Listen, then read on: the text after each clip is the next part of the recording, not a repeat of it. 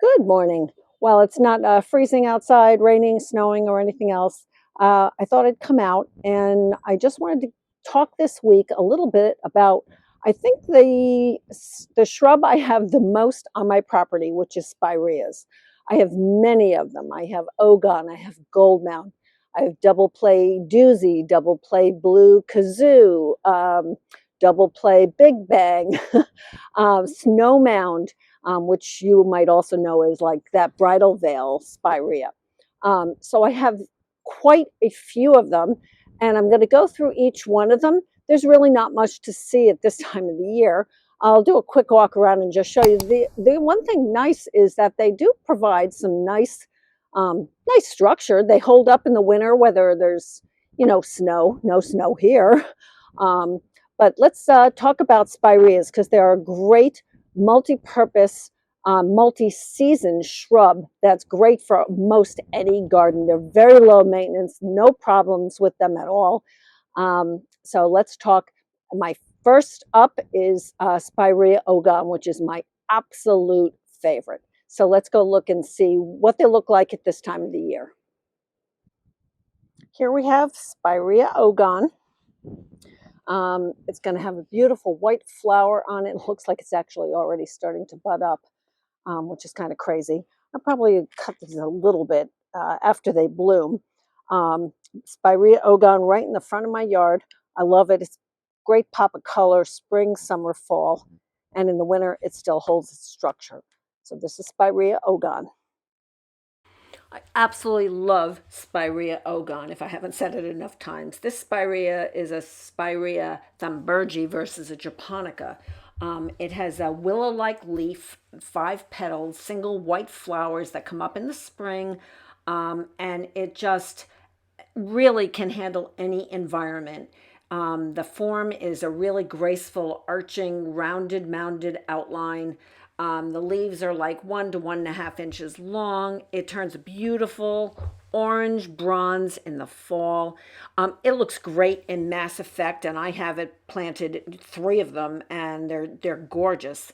It can be used for color, textural purposes in the shrub border. It's zone 4 through 8. I have Ogon. There are other varieties, but Ogon has that beautiful yellow-green leaf and turns beautiful color in the fall. From this overhead drone shot, you can actually see it in the spring. It's already had its flowers. It's next to the Amsonia and some creeping Jenny, but it shines. It really just pops right out in the spring garden.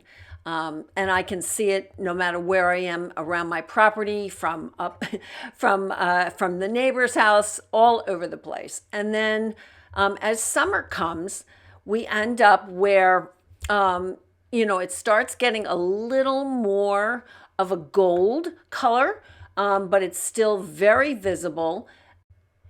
I find it makes a really pretty backdrop for your summer annuals. Even from overhead, as the hydrangeas are blooming, you can still see it. And then come fall, you have that really beautiful, beautiful color, and it really looks great all winter. So right here, I have Spirea Gold Mound, and I have several of them here. Obviously, it's going to be a little hard to see them. There's another one, and here's another one. The one thing I will say about Gold Mound, even though I love it, I love that chartreuse green color, it does spread. So be careful. I found it in a variety of places in my yard. It kind of puts itself where it wants to, but it's really pretty. You can always pull it out. Spireas certainly live up to their reputation. They're easy to cultivate, they're undemanding, and they produce abundant flowers. They're also very fast growing, and there are always new varieties that are becoming available. Typically, the spring flowering ones, they're usually white, while the blooms later in the year tend to be like pink or red. So the japonicas also form an upright mounded habit, and the leaves are like 1 to 3 inches long, and they have a very distinct sharp serration. The flowers, like I said, can be white, they can be pink, they can be rose, they can be close to red, and they're on top of like a flat topped inflorescence in May and June on new growth. You can cut these back pretty hard if you need to control them for some reason. Um, the japonicas usually are about 4 to 5 feet high. You can remove the spent flowers, and that could produce a small another wave of flowering. One of the older varieties was Gold Flame, but Gold Mound is a little bit better than the old Gold Flame. The flowers are typically pink, and it gets like 2.5 to 3.5 feet high. Another one that I have is Magic Carpet Walbuma. It has a reddish to pink flower with orange, red, purple young shoots, and is yellow gold at maturity. And the foliage color is significantly reduced if it gets super hot. Another one that I don't have, that's an older, kind of like the old standard, is Anthony Waterer. And you've probably seen this around many times. It's got that rosy pink flowers. It's a low spreading shrub, pretty spring foliage. It's been around for a while, zone 4 through 9. And okay, this obviously doesn't look like much of anything at the moment. This is Spirea Double Play Blue Kazoo. I have 2 or 3 of them in here. I love the blue-green leaf on here. Again, I'll go into each and every one of these as we look at them. When I get inside to my computer, I'll show you details of all these. This has a really pretty white flower on it. Gold Mound gets a really pretty pink flower. So let's see what else I have. Blue Kazoo is hardy in zones 3 through 8, and it has a really beautiful leaf color, blue, burgundy, and lime foliage, and then it turns like, a red in the fall. And then in the late spring, you have large white flowers. It's really carefree. I love it. I planted 3 of them. So this is brand new for me last year. This is Double Play Doozy. So right now I only have 1 of these. This had a really pretty, how can I describe it? It's like a dark pink flower. Very pretty. Again, new to me, new in my bed here that I made last year. If you watched me, you'll know that this whole bed was brand new. This is a new variety, actually, from Proven Winners. And the great thing about it is it's seedless, so it's non-invasive, which is very cool. So it blooms nonstop, which makes it even better. It's really beautiful, groundbreaking spirea, which is great in any landscape.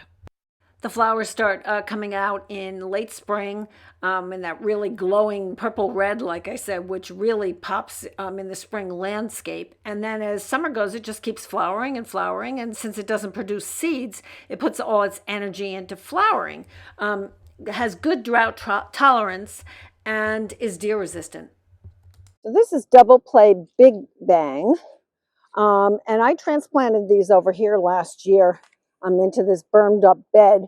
Again, they hold the structure really nice. Of course, they also hold the leaves, you can see. But again, a really pretty yellow-green pop of color with that nice little pink flower. I can't say enough about the Spireas. I absolutely love them. So Big Bang, Double Play Big Bang, is also from Proven Winners. Zone 3 through 8 gets 2 to 3 feet tall and wide. Adaptable to most well-drained soils. You might want to fertilize it in the spring. Spireas don't typically need a lot of fertilizer.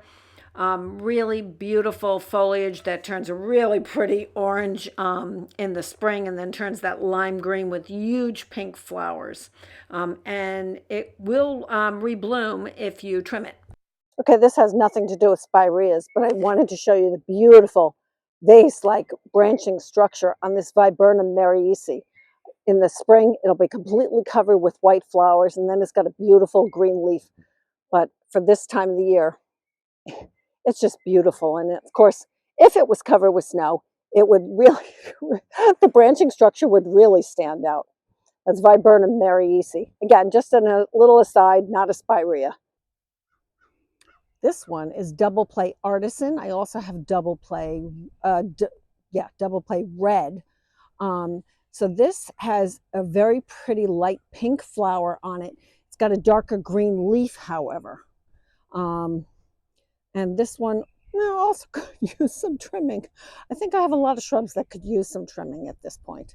But right next to it is Snow Mound, which is basically that bridal veil Spirea. And I've had that one for a really, really long time, but provides beautiful spring color.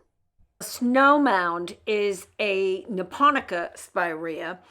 Zones 4 through 8 gets 2 to 4 feet tall. Mine has definitely gotten taller. I have to trim it all the time. Full sun to part shade. Mine is definitely in part shade. Tolerates deer and clay soil. I don't think it's really called the bridal wreath spirea, because that I think is Spirea prunifolio, but that's what I call it. And last but not least, double play red. So I'll show you what these look like. Obviously, this also has a darker green leaf and a more of a red purple flower. Thank you so much for watching. Stay tuned, and please hit that subscribe button, and I'll see you in the next video.